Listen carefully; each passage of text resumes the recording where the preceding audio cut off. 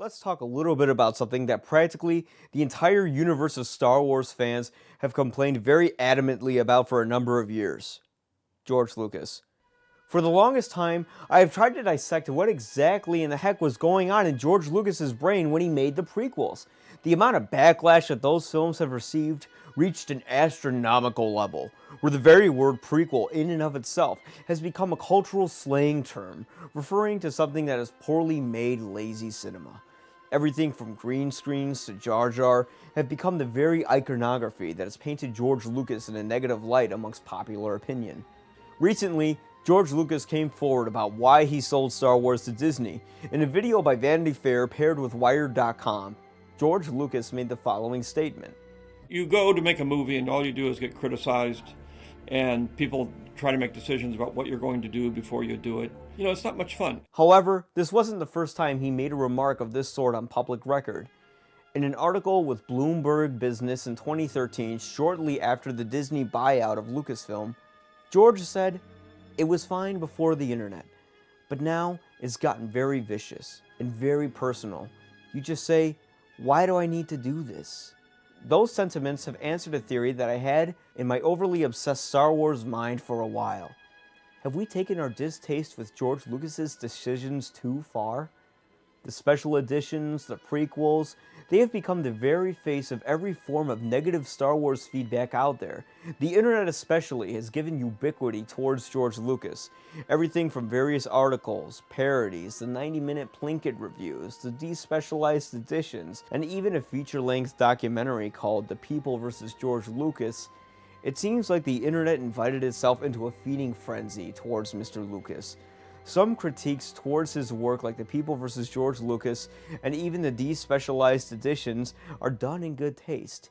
Even for as hateful, maybe unfairly cruel as Red Letter Media's content towards Lucas may be. So do the prequels basically expose Lucas as being a shallow, emotionless businessman? I'll let you decide. But the answer is yes. They do point out some impressive facts that should receive credit where credit is due. When Anakin pours his heart out to Padme, they're sitting on a couch. When Obi-Wan tells Padme he's gotta go kill Anakin, they're sitting on a couch. When they talk about the assassination plot, they're sitting on a couch. Sitting on a couch, sitting on a couch, talking in a room, sitting at a booth in a diner, talking in shot, reverse shot. However, you also get cases like this, which are way out of line. Yeah, I made some mistakes. You know, and people were upset, but you know what? Fuck them. I know I'm certainly one to blame myself.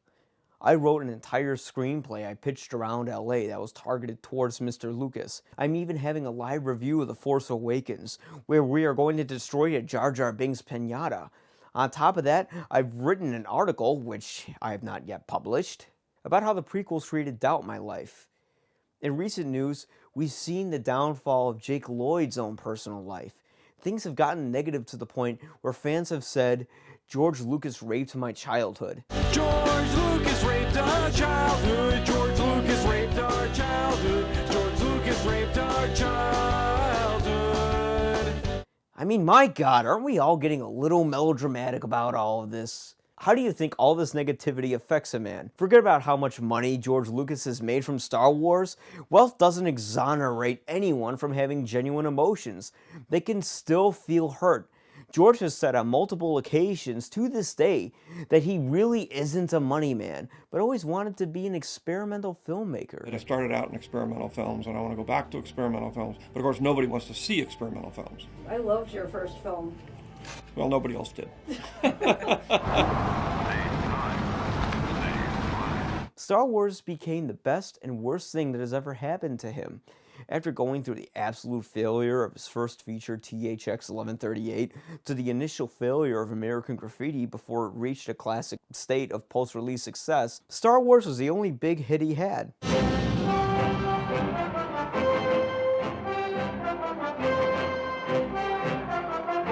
Hollywood, California, August 1977. A triumphant moment in screen history. However, His experience from the film was a chaotic, scarring mess. I started to see things cut together. I wasn't happy with it. I come in on weekends and I recut the film on my own. And I tried to get the editor to cut it my way, and he didn't really want to, and so I had to let the editor go. So I had no editor. I was behind schedule. I had to race to finish the movie. From Star Wars' success, George Lucas would never be able to make an experimental film that defies the conventions of Hollywood like some of his earlier student films and first feature alike have done so very well. After all the pain he went through during Star Wars, George decided if he were going to make the prequels, he would make them the way he wanted to make them. With no naysayers this time around, George wanted a peaceful environment to tell his story that I really think, contrary to popular belief, he truly did want to tell. It is my life. I mean, everything I write is my life. I'm not writing some sort of hypothetical thesis on something. I'm writing a story that I have to get extremely emotionally involved in because it's going to take 2 or 3 years of my life to do it. Unfortunately, the cultural significance of Star Wars was too much for Mr. Lucas to handle, resulting in him perhaps making the films within a bubble where he was cut away from the thoughts of his critics. That's great. It's going to be great. That's going to be great. It's going to be great. That's going to be great. Some choices in the prequels were actually quite interesting. Unfortunately, the execution of many of his ideas were not done very well. You underestimate my power. Over the years after the release of all the prequel films, ironically enough, it was technology, the thing that George Lucas loves the most, the thing that he, to this day, sounds the most passionate about. Now we're in the world you can have anything you want whenever you want. There's another 1,000 movies every week that look exactly like your movie. Was what led to the personal attacks against him via the internet. When people criticize your work, it always hurts. There are many times people have said things about my films during Q&A sessions where I just wanted to lash out at them. In a space of about 90 seconds, you go from lamenting the death of, a hero, to escape, to slightly comedic with Jar Jar, to Anakin returning with his little kind of tag. It's a lot, and it's a very short time. Yet, having people telling you that you raped their childhood? I don't think he's raped anyone's childhood, frankly. That's a little overdramatic, isn't it? Must really take an effect on you emotionally. It's something that I don't think George Lucas could have seen coming, although in theory, you would think he would be a bit more aware of how the public would perceive anything related to Star Wars. Unfortunately, he really wouldn't be able to make anything the way he wanted to make them. Star Wars was just too damned popular. As an artist, it must be difficult to be yelled at for every decision that you make by the thousands every single day. I think calling the man a corporate whore or depicting him as a heartless, greedy bastard who talks about shitting in his own pool just for the fun of it because he has so much money. I've got millions of dollars. I can shit in my pool whenever I want. So screw you. Carries a lot of baggage. After all, he was just a guy who simply wanted to make movies. I think George gave Star Wars to Disney so he could let go of that baggage. I think as George is inching towards his final years, he doesn't want to be remembered as the guy who both created and destroyed the very thing that so many people loved. What is it about Star Wars that it's lasted for 35 years and it's just as strong as ever? Why did everybody ask that? He wants to give the movies to someone who can make the Star Wars films that audiences would want to see them made, opposing to the way that he, as an artist, would want to make them. I think that he thinks if he gives this franchise to somebody else and they like it, then maybe they'll lay off of him a bit, treat him with a little more respect. Sadly, even Disney's marketing towards the new films have targeted the prequels in an unfavorable way. You can't tell me nobody really got what the hidden connotation of this means. Real sets, practical effects.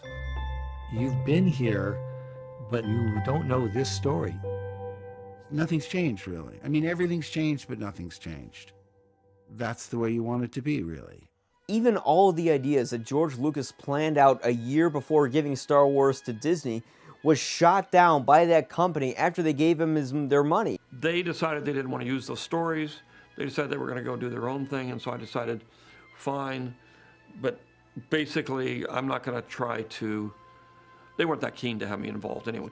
It's like, okay, here's $4 billion, and we're going to pretend that you're a consultant on this film, but we know that the fans really don't like any of the ideas that you had, and we honestly didn't like the prequels. Even the director of our film is going to joke about putting Jar Jar Binks' bones in the desert, and we want nothing to do with you, but we're still gonna act like we really respect you. But at the end of the day, please just stay the hell away from Star Wars. Stay the hell away from it and let us do our thing. When you break up with somebody, the first rule is no phone calls. You just say, no, gone, history, I'm moving forward. At the end of the day, we have to remember that George Lucas may be a billionaire, but he's still a man. A man who, much like any other human being, can feel as well. Maybe we need to take a long, hard look at ourselves and say, am I going too far? For such an empathetic species, the internet is humanity's gateway towards cruelty with no remorse because of how easy it is to simply leave a cruel comment. Sometimes it's better to think before you type. Thank you, and may the Force be with you. Honestly though, those prequels are fucking shit.